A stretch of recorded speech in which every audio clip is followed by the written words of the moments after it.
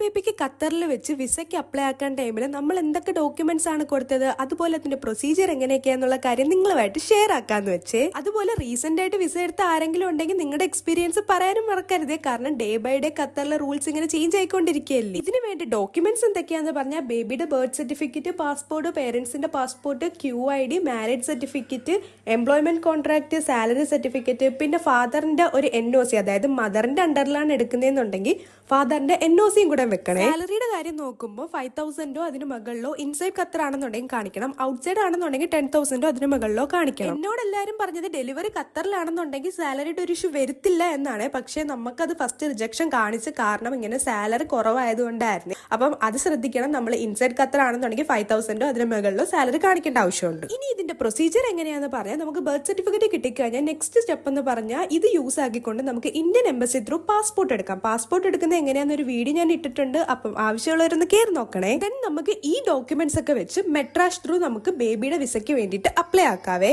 Application submit ചെയ്യുന്ന ടൈമിൽ നമുക്കൊരു ആപ്ലിക്കേഷൻ നമ്പർ കിട്ടും. നമുക്ക് അപ്പോൾ ഇത് യൂസ് ആക്കിക്കൊണ്ട് നമുക്ക് അപ്രൂവ് ആണോ അതോ നമുക്ക് റിജക്ഷൻ ആക്കിയോ എന്ന് നമുക്ക് മെട്രാഷ് ത്രൂ തന്നെ അറിയാനായിട്ട് പറ്റും. വിസ പ്രോസസ്സ് കഴിഞ്ഞ് നെക്സ്റ്റ് സ്റ്റെപ്പ് QID ഇഷ്യൂ ചെയ്യുന്നതാണ്. അപ്പം ഇതിനെ പറ്റിയുള്ള കൂടുതൽ ഡീറ്റെയിൽസ് നെക്സ്റ്റ് പാർട്ടിൽ അപ്ലോഡ് ആക്കുന്നതാണ്.